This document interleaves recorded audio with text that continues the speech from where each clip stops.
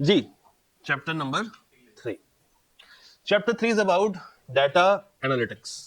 Data analytics, इस पूरे chapter में दो मेन बातें, एक है आपकी डाटा साइकिल और एक है स्टेजेस। और हम लोगों ने देखना है कि ये दोनों का आपस में इंटीग्रेशन कैसा, क्या कैसा है, इंटीग्रेशन कैसा। तो चैप्टर 3 बेसिकली एक छोटा चैप्टर है, हल्का चैप्टर है, मगर एग्जाम पॉइंट ऑफ व्यू से इंपॉर्टेंट है। अगर हम पहले 4 चैप्टर्स को समझने की कोशिश करें तो चैप्टर 3 टॉप पे आता है, उसके बाद चैप्टर नंबर 4 है, उसके बाद 2 है और उसके बाद 1 है। अगर मैं पहले 4 चैप्टर्स को रैंक करूं तो 3 सबसे टॉप पे है, उसके बाद 4 है, उसके बाद 2 है और उसके बाद 1। Data analytics, let's understand the definition. पढ़े सर।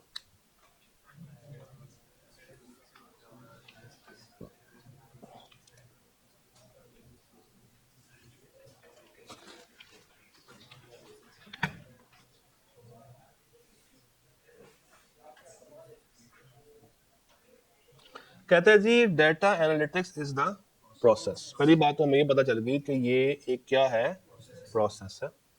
किस चीज का, for examining what, data sets, data को एग्जामिन करना। किसको, डाटा को एग्जामिन करना। तो डाटा एनालिटिक्स का जो मेन काम है is to examine the data. क्यों करना, ताकि हम निकाल सकें trends, patterns and insights. Data को समझना, हमारे पास जो इनपुट डाटा है उसको ग्राफिकल फॉर्म में लेके आना या उसको स्ट्रक्चर फॉर्म में लेके आना, उसको अपने हिसाब से ऐसे अमेंड करना कि मैं उसमें से पैटर्न्स ढूंढ सकूं, ट्रेंड्स ढूंढ सकूं और उसमें से इनसाइट्स ढूंढ सकूं।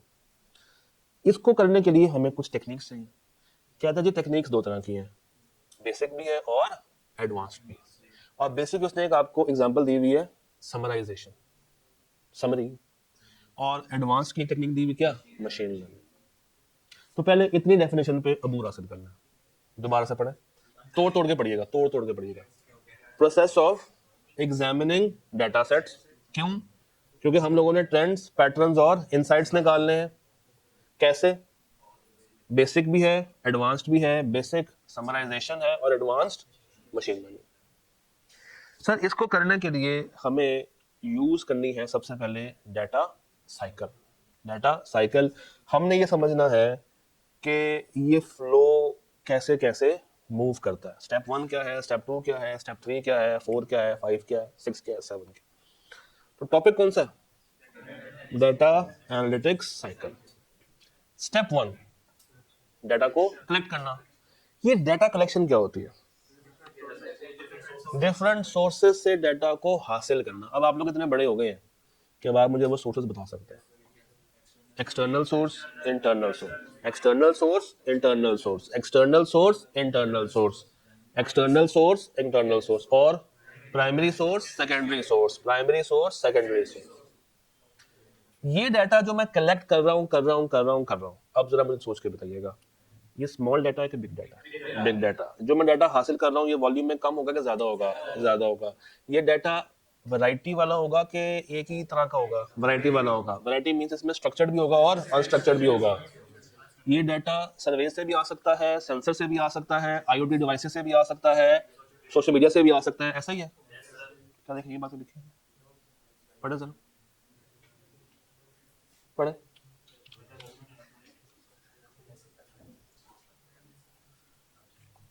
बात समझ आई। तो अगर मैं थोड़ा सा लिखता हूँ कि व्हाट इज डाटा कलेक्शन, इसको मिटा देते हैं। व्हाट इज डाटा कलेक्शन, तो जो पहली चीज मेरे सामने आएगी वो क्या होगी।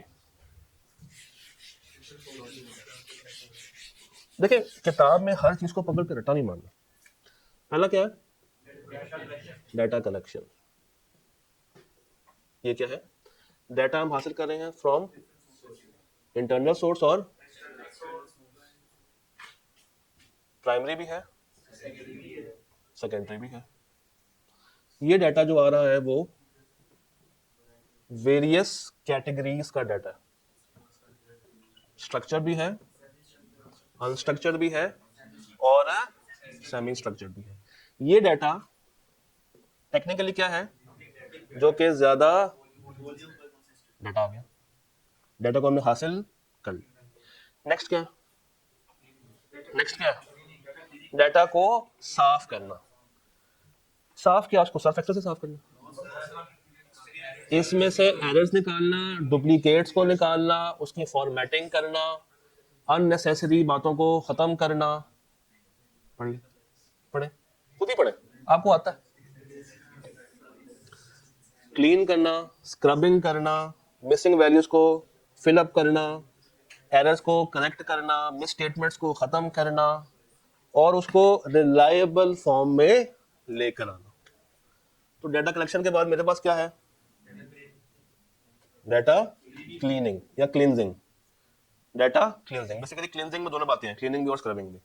तो इसमें हम लोगों ने क्या करना है, एरर्स को निकालना है, फॉल्ट्स को निकालना है, फॉर्मेटिंग करनी है, मिसिंग डाटा को खत्म करना है, उसको हमने फिल करना है, डुप्लीकेट्स को खत्म करना है, एटसेट्रा एटसेट्रा एटसेट्रा।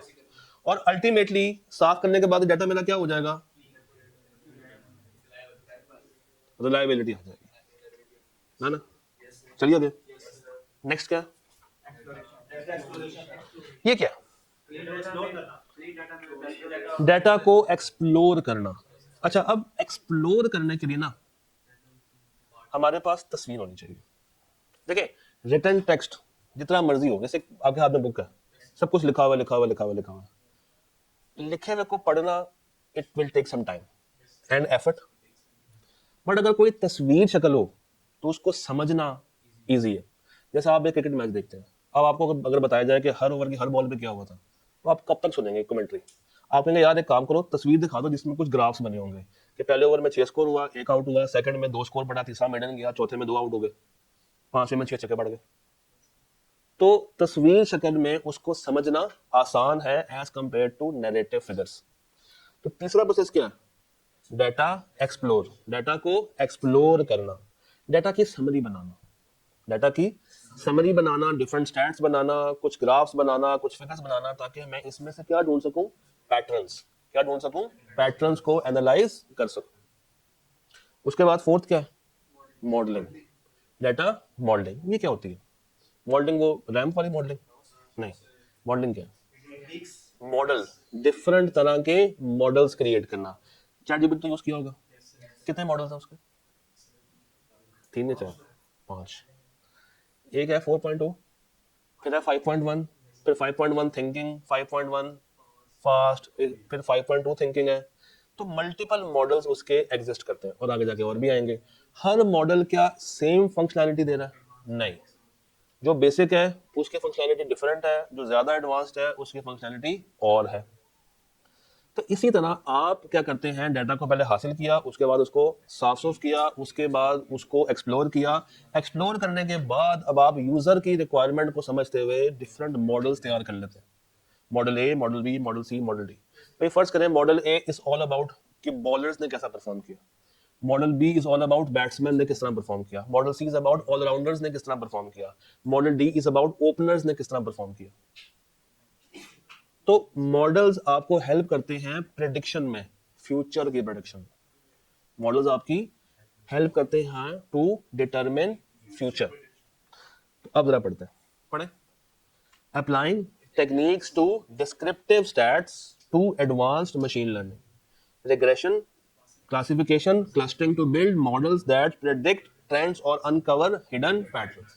हमें मॉडल्स देख के ये समझ आती है कि उस रेलेवेंट चीज के अंदर कौन सा पैटर्न चल रहा था, एग्जिस्टिंग चीज क्या चल रही थी, और हमने फ्यूचर में इसको कैसे बेहतर बनाना। तो इसी को असेस करते हुए हमारे सामने आता है insight generation and data interpretation, कि अब हमने इन मॉडल्स को यूज करते हुए फ्यूचर को क्या करना है, प्रेडिक्ट करना है। क्या करना है, फ्यूचर को प्रेडिक्ट करना है। कैसे करेंगे, translating models and data into meaningful actionable business insights. और ये किस काम आएंगी, for decision making. This often leads to further questions restarting the cycle. यहां पे रुकते हैं जरा। स्टेप 1 क्या था, भाई फर्ज करें हम एक एग्जांपल लेते हैं, एसबीआई की मिसाल लेते हैं। एसबीआई अपनी सेल्स को, फ्यूचर सेल्स को इम्प्रूव करना चाहता है, ठीक। तो एसबीआई ने कहा कि काम करते हैं, हम लोग एक कंसल्टेंट बुलाते हैं बाहर से, वो आएगा, बैठेगा फ्रंट ऑफिस में और देखेगा कि हमारे करंट प्रॉब्लम्स क्या है, हमारे करंट प्रॉब्लम्स क्या है, करंट डाटा क्या है, और कैसे हम उस डाटा को या उस तरीकेकार को चेंज कर सकते हैं फॉर फ्यूचर। बंदा आगे बैठ गया, बंदे का पहला काम क्या होगा, डाटा को पकड़ना। तो सबसे पहले बंदा फ्रंट ऑफिस से कहेगा कि भाई मुझे डाटा दे, पिछले सेशन का, उससे लास्ट सेशन का। तो दो तो सेशंस कंफर्म उसने ले लिए। जब डाटा उसके हाथ में आ गया तो उसमें कुछ फॉर्म्स इनकम्प्लीट होंगे, कुछ फॉर्म्स पे डुप्लीकेशंस आ रही होंगी, कुछ पे साइन पूरे नहीं आ रहे होंगे, कुछ फॉर्म्स कैंसिल हो गए होंगे मगर वो भी नजर आ रहे होंगे, तो उसमें कुछ मिसिंग है, वो डाटा ठीक डाटा नहीं है। हम क्या करेंगे, उसको बाद में क्लीन करेंगे, ठीक। अच्छा, ये बंदे का काम सिर्फ ये थोड़ी था कि डाटा को साफ करें, इसका असल काम क्या है, फ्यूचर को प्रिडिक्ट करना और कंपनी की सेल्स को बढ़ाना। अच्छा, ये बंदा जो बैठा हुआ है कहीं सैलरी पे है, जो बंदा आया है वो पैसे लेगा ना, सैलरी पे चलो नहीं है मगर वो अपना वेज तो लेगा, पैसे तो लेगा, ठीक है। तो जब इदारा उसको पैसे पे कर रहा है तो क्या इदारा ये चाहेगा कि उसको इससे बेनिफिट भी मिले, ऑब्वियसली चाहेगा, ठीक है। अब याद रखेगा इदारे ने बेनिफिट उससे लेना है। अब वो बंदा बैठ गया, अब बैठ के वो रोज कहेगा फ्रंट ऑफिस को कि भाई तुम लोग कैसे डील करो, जरा मुझे दिखाओ, बच्चे को कैसे हैंडल करते हो। बच्चा आया चल के फ्रंट ऑफिस में, उसने कहा मुझे सब्जेक्ट पढ़ना है, लेट से कैफ 3 डाटा। तो इन्होंने कहा ठीक है जी, हम कैफ 3 ऑफर कर रहे हैं, फिजिकल क्लास है 9 से 10, एक क्लास है 11 से 12, और ये हमारे पास दो हैं ऑप्शंस, आप इसके अलावा यूट्यूब पे भी इसके लेक्चर्स को देख सकते हैं रिकॉर्डिंग फॉर्मेट में, हम आपको पोर्टल दे देंगे। तो दो मोड्स हो गए, फिजिकल भी और ऑनलाइन भी। बच्चा कहता है सर बात ऐसी है कि मेरी दोनों जगह पे क्लैशेस आ रहे हैं, 9 से 10 भी और 11 से 12 भी, और रिकॉर्डिंग्स देखना मेरे बस की बात नहीं है, मेरे से लेक्चर कवर नहीं होते, तो क्या आपके पास कोई और मोड है। इन्होंने कहा कि नहीं यार सॉरी, और मोड तो हमारे पास कोई नहीं है। चला गया बच्चा, बच्चा निकल गया। अब वो बैठा सुन रहा है बात, एक कस्टमर आया है जो कि आपसे सेल करके नहीं गया, निकल गया, तो लॉस किसका हुआ, कंपनी का। मगर क्या ये लॉस उस फ्रंट ऑफिसर से लिया जाएगा, नहीं, उसको तो उसकी पूरी सैलरी मिलेगी। अब वो देख रहा है कि यार फ्रंट ऑफिसर जो है वो उस तरीके से बच्चों को ओन नहीं कर रहा। इनके पास एक और मोड भी था जो कि इन्होंने दिखाया नहीं, वो कौन सा मोड था, लाइव का मोड था, लाइव क्लासेस का मोड था, शायद दिखाना भूल गए होंगे या कोई भी मसला होगा। इसी तरह देखते देखते उसने पूरे दिन में से 4 केस पकड़ लिए जो क्लैश में थे और रिकॉर्डिंग देखने के काबिल नहीं थे, मगर वो उनको लाइव मोड ऑफर ही नहीं किया गया। अब वो देख रहा है कि यार ऐसा क्यों, ये लोग क्यों वो लाइव को ऑफर नहीं कर रहे। तो उसने पूछा, उसने कहा यार ये क्यों ऐसा कर रहे हो। तो उन्होंने कहा सॉरी भूल गए, हमारे पास ये वाला मोड भी था, चलो नेक्स्ट टाइम से हम लोग इसको कर लेंगे। Basically front office was missing कि उनके पास बेचने के लिए कुछ और भी है जो कि वो बच्चे को ऑफर नहीं कर रहे थे। इन अदर वर्ड्स उसके मेन्यू में से एक आइटम अवेलेबल थी मगर वो मेन्यू का पेज टर्न हुआ था, कस्टमर तक पहुंच नहीं रहा था। तो बेसिकली उसने क्या किया, उसने यहाँ पे पहले डाटा हासिल किया, उसके बाद उसको साफ किया। अब वो क्या कर रहा है, एक्सप्लोर कर रहा है कि ये लोग कर क्या रहे हैं, कितने एडमिशंस फिजिकल हैं, कितने बच्चे ऑनलाइन हैं, और कितने बच्चों की ये लाइव वाली डिमांड एग्जिस्ट कर रही है।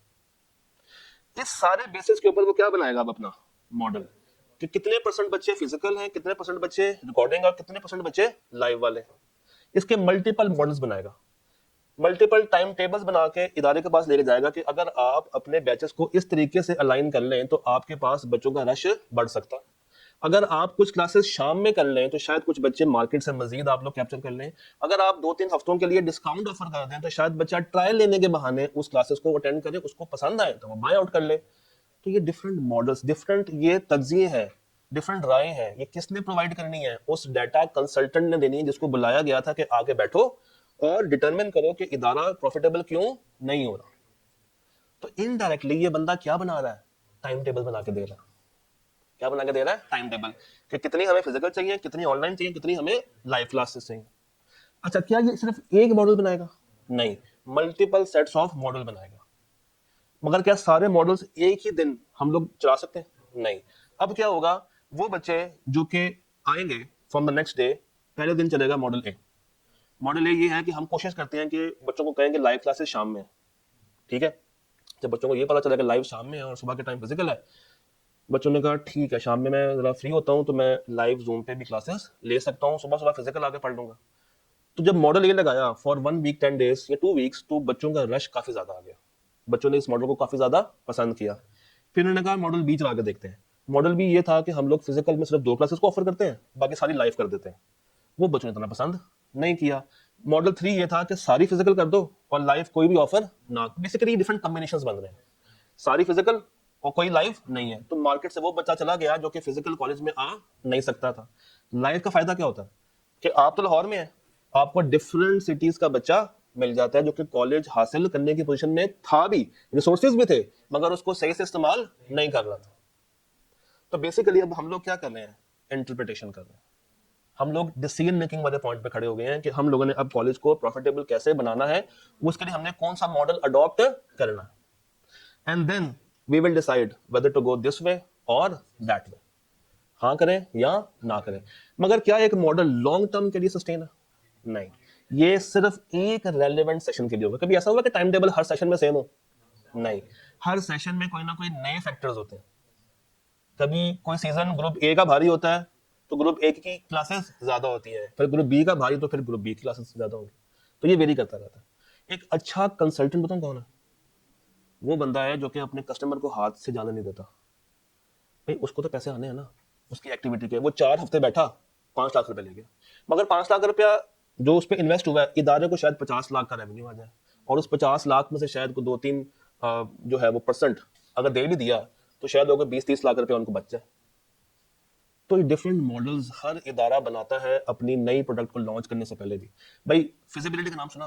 ये क्या होती है कि अगर हम मार्केट में ये चीज लेकर आए तो क्या बिकेगी, क्या चलेगी, मार्केट में उसके कितने कंपेटिटर्स मौजूद हैं, हमारी प्राइस क्या है, हमारी कॉस्ट कितनी है, हमारी प्रोडक्शन कितनी है, मार्केट में इसका कोई कंपेटिटर है या नहीं है। ये सब चीजों को एक इदारा एनालाइज करता है, तब जाके अपनी प्रोडक्ट मार्केट में लेके आता है। प्रोडक्ट मार्केट में आ गई, छोड़ दें, क्लासेस स्टार्ट हो गई, छोड़ दूं? नहीं, वही कंसल्टेंट कहेगा सर देखिए इस दफा तो आपका मैंने प्रॉफिट करा दिया है, नेक्स्ट टाइम हम कुछ नए तरीके से मॉडल बनाएंगे। तो नेक्स्ट टाइम वो फिर से आएगा, फिर से पैसे चार्ज करेगा। बस फर्क क्या होगा, पहले वो 4 हफ्ते बैठा, अब उसको पता चल गया है कि 4 हफ्तों में गेम क्या हुई है। अब शायद 2 हफ्ते या 1 हफ्ते में बैठ के वो नया मॉडल बना के देते हैं, फिर शायद 3 दिन में आपको बना के दे दे। तो ये बड़ा अच्छा तरीका है पैसे कमाने का। Business modelling, sustainability modelling, financial modelling आजकल बहुत इन है। अगर आप लोग कैफ से फ्री हो तो ये सीखिएगा, वो 2-2.5 महीने का कोर्स है।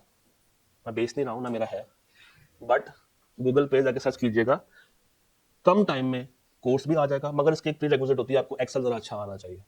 और फ्यूचर में ये साइड इनकम जनरेट करने का एक बड़ा अच्छा तरीका है, डाटा मॉडलिंग या फाइनेंशियल मॉडलिंग, बिजनेस मॉडलिंग, कोई भी नाम लिख लीजिएगा। सर एट द एंड क्या होगा, मॉनिटरिंग एंड ऑप्टिमाइजेशन। जो मॉडल लगा दिया अब उसको साथ साथ हम लोगों ने क्या करते रहना है, मॉनिटर करते रहना है कि वो कैसा परफॉर्म कर रहा है, वो कैसा परफॉर्म कर रहा है।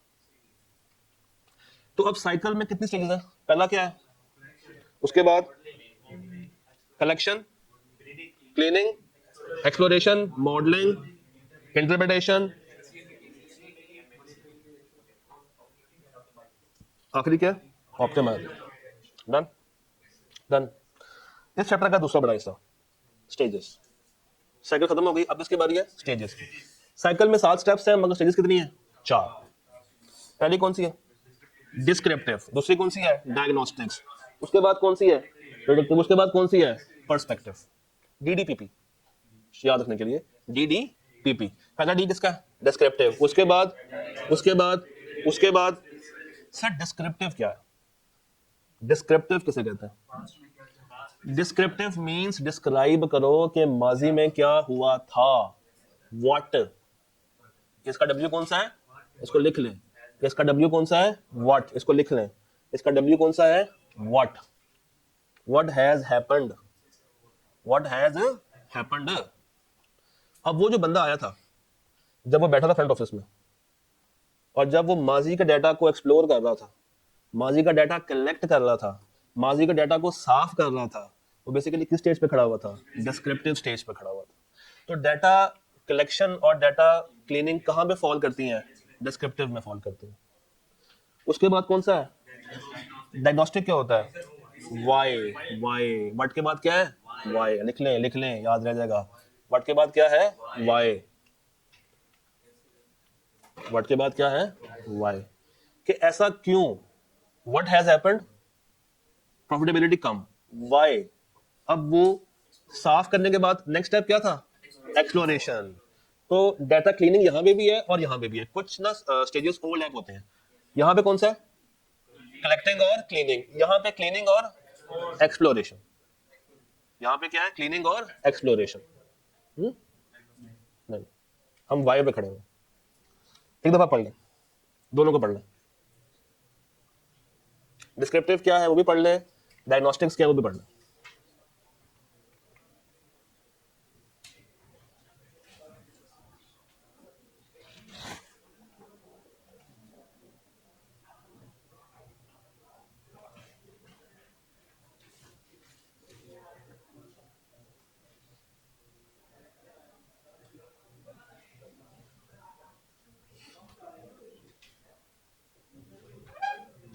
मुझे बताइए रूट कॉज हम किस में ढूंढते हैं?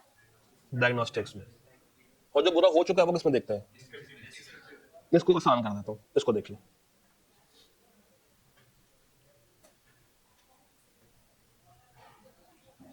डिस्क्रिप्टिव मींस व्हाट, और ये क्या है? व्हाई। क्यों हुआ? व्हाई। व्हाट के बाद व्हाई। अच्छा, उसके बाद क्या है? प्रिडिक्टिव। उसके बाद क्या है? अब हम लोगों ने फ्यूचर को क्या करना है? प्रिडिक्ट करना है through data modelling. Through data modelling.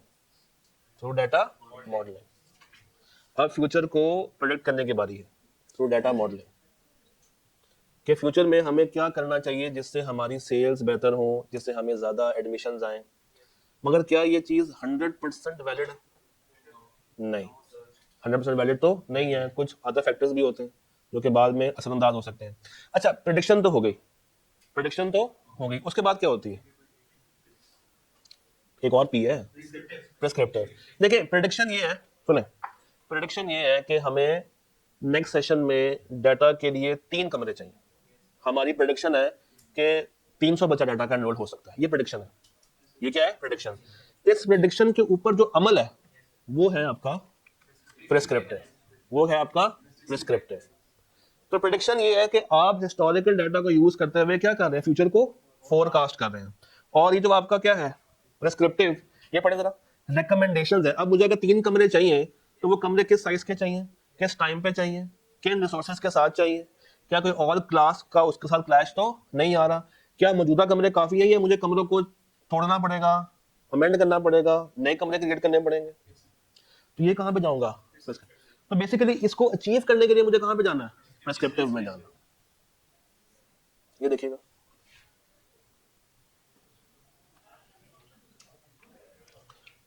Predictive what is likely to happen, और प्रिस्क्रिप्टिव क्या है? व्हाट शुड वी डू, अब हमें क्या करना है उस चीज को पूरा करने के लिए, हासिल करने के लिए।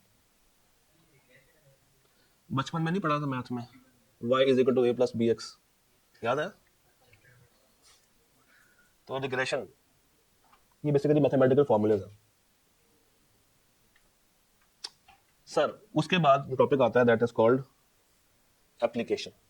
इट इज कॉल्ड, अब मजे की बात सुनना, चैप्टर 1 में हम लोगों ने रिटेल पढ़ा था, हेल्थ केयर पढ़ा था, मैन्युफैक्चरिंग पढ़ा था, फाइनेंस पढ़ा था, टेलीकॉम भी पढ़ लिया था, मीडिया भी पढ़ लिया था। जो 1 में और 4 वाली बातें हैं ना, आप इसमें यूज कर सकते हैं। फॉर एग्जाम्पल लेट्स से एक रिटेल कंपनी, हम एक एग्जांपल कर लेते हैं। रिटेल कंपनी का डिस्क्रिप्टिव एनालिसिस कैसे होगा? उसकी हिस्टोरिकल सेल्स को देख के, जिससे हम क्या करेंगे? आइडेंटिफाई करेंगे उसका टॉप सेलिंग प्रोडक्ट कौन सा है और उसके सीजनल ट्रेंड्स कौन से हैं। ये कौन सा है? डिस्क्रिप्टिव। हम खड़े हुए हैं माजी के डाटा के अंदर। उसके बाद मैं कहां पे जाऊंगा? इन्वेस्टिगेट करें reasons for low sales during a promotion by examining customer feedback and inventory. भाई कस्टमर आके चीज मांगता है हमारे पास बेचने के लिए, वो इन्वेंट्री नहीं होती। अब कस्टमर तो सेल लेकर आया था, पैसे लेकर आया था, आपके पास चीज होते हुए भी उसको आपने दी नहीं। पता नहीं आप लोगों ने शायद देखा हो या ना देखा हो, मैं कल ही देख रहा था एक क्लिप था। तो एक जर्मन या पता नहीं स्कॉटिश वो आया हुआ है लाहौर ब्लॉगर। अब उसके सामने ना वो लगी हुई थी रेडी ड्राई फ्रूट्स की। अब वो उससे पूछ रहा है कि भाई मुझे ये 1 kg चाहिए, हाउ मच। अब उसको नहीं आती इंग्लिश, तो चीज होने के बावजूद वो उसको सेल करने की पोजीशन में नहीं था। रीजन क्या है? डायग्नोस्टिक्स। सेल नहीं की, डिस्क्रिप्टिव। उसके बाद क्या है predictive, what will happen, forecast करे future demand based on past sales, market trends and economic factors. और आखिरी क्या है, पढ़े जरा, कैसे कर सकते हैं, स्टॉक को भर के, प्राइसेस को कम करके, डिस्काउंट्स को ऑफर करके। जी जी अच्छा, नीचे आ जाए, हेल्थ केयर। हेल्थ केयर में क्या है, summarize patient admission rates and track spread of disease. ये क्या है, माजी में बीमारी किस किस को लगी, कैसे कैसे फैली, कौन कौन ऐसे इफेक्ट हुआ, कितना इफेक्ट हुआ। उसके बाद क्या है डायग्नोस्टिक्स, वाई, ऐसा क्यों हुआ, कोविड आया था, उससे पहले कोई डायग्नोस्टिक्स उसकी अवेलेबल नहीं थी, बट अगर किसी को भी हो तो हमारे पास उसको जज करने के लिए डिस्क्रिप्टिव भी है और डायग्नोस्टिक्स भी है कि हुआ होगा तो कैसे हुआ होगा, स्प्रेड हुआ होगा। अब क्या करूं ओवरकम करने के लिए, क्या क्या करूं ओवरकम करने के लिए, क्या करूं, आइसोलेशन में लेके जाऊं उसको, इंजेक्शन लगाऊं, वैक्सीनेशन करूं, और उसके लिए मुझे क्या करना है, प्रिस्क्रिप्टिव एनालिसिस करना कि कैसे मैं इसको क्योर कर सकता हूं। एक दफा पढ़ना, हेल्थ केयर पढ़ना।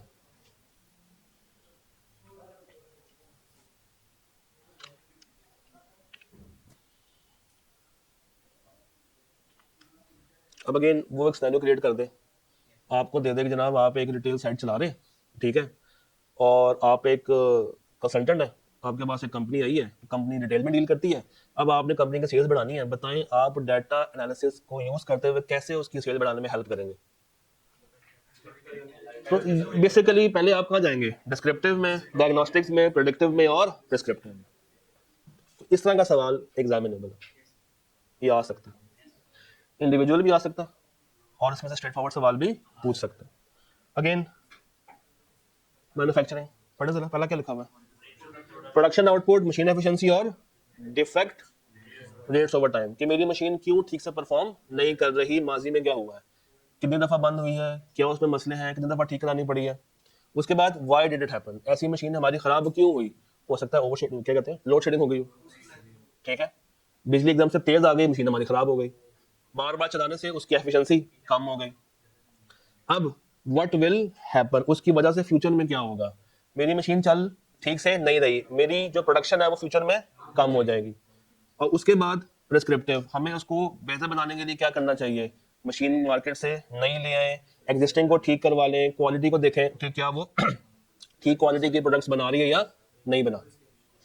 तो इसको अगर आप दो चार दफा रीड करेंगे तो ये मसला नहीं देगा, ये मसला नहीं देगा, बस दो चार दफा अच्छे से रीड करता है, किसको, एप्लीकेशंस ऑफ डाटा एनालिटिक्स को।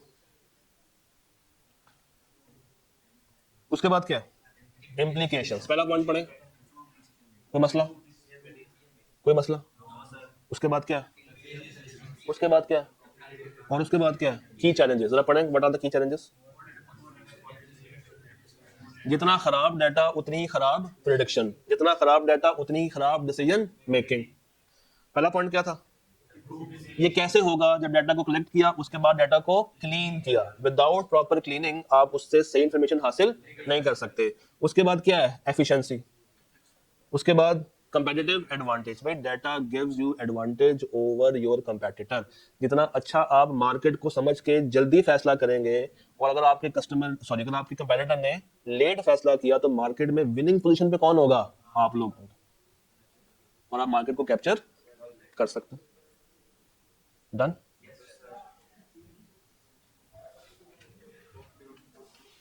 अब देखें जरा यहाँ पे दो टॉप प्रायोरिटी के हैं, पहला कौन सा है साइकिल और दूसरा एप्लीकेशन।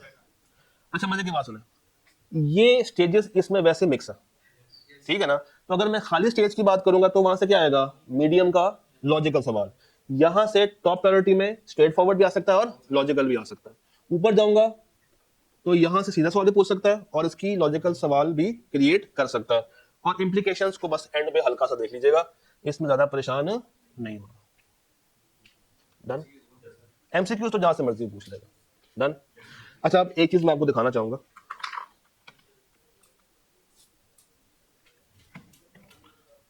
अब आप लोगों ने ना एक काम आज से और भी करना है,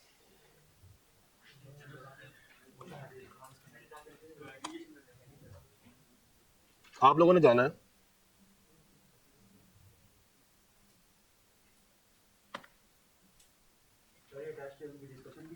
मैं सर मैं उसी तरफ आ रहा हूँ, आपको लेके आ रहा हूँ।